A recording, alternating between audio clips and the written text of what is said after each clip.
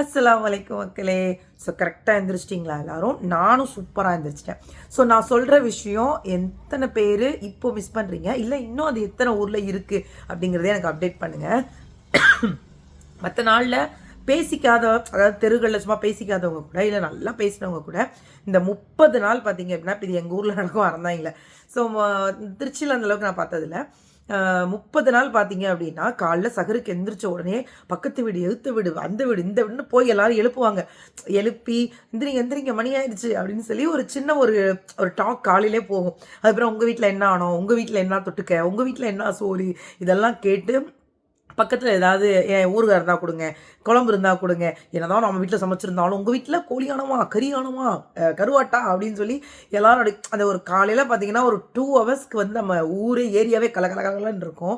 ஆனால் இன்றைக்கி சில இடங்கள் அது இல்லை அப்படிங்கும்போது எனக்கு கஷ்டமாக இருக்கும். எல்லாம் மொபைல் அலாரம் வச்சுட்டு படுக்க ஆரம்பிக்கிறோம். அது நம்மளே எழுந்திரிச்சு நம்மளே சாப்பிட்றோம்.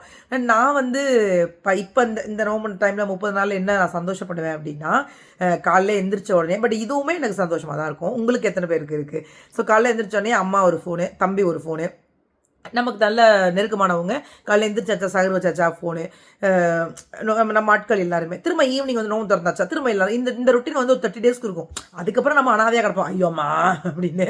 பட் இருந்தாலும் கூட என்னென்னா, அந்த 30 டேஸ்க்கு வந்து சின்ராசா கையில் பிடிக்க முடியாதரா அப்படிங்கிற மாதிரி எல்லாரும் ஃபோன் பண்ணுற மாதிரி நம்மளும் எல்லாருக்கும் ஃபோன் பண்ணுவோம்.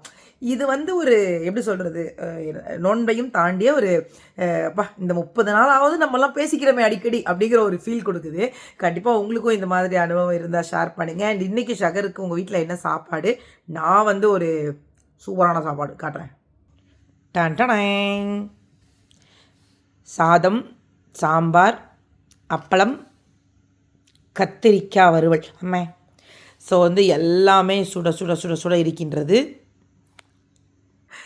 கண்டிப்பாக நீங்களும் இன்னைக்கு 2வது நோம்பும் சிறப்பாக அமையும், எந்த குறையும் இல்லாமல் சூப்பராக அமையும். அஸ்ஸலாமு அலைக்கும்.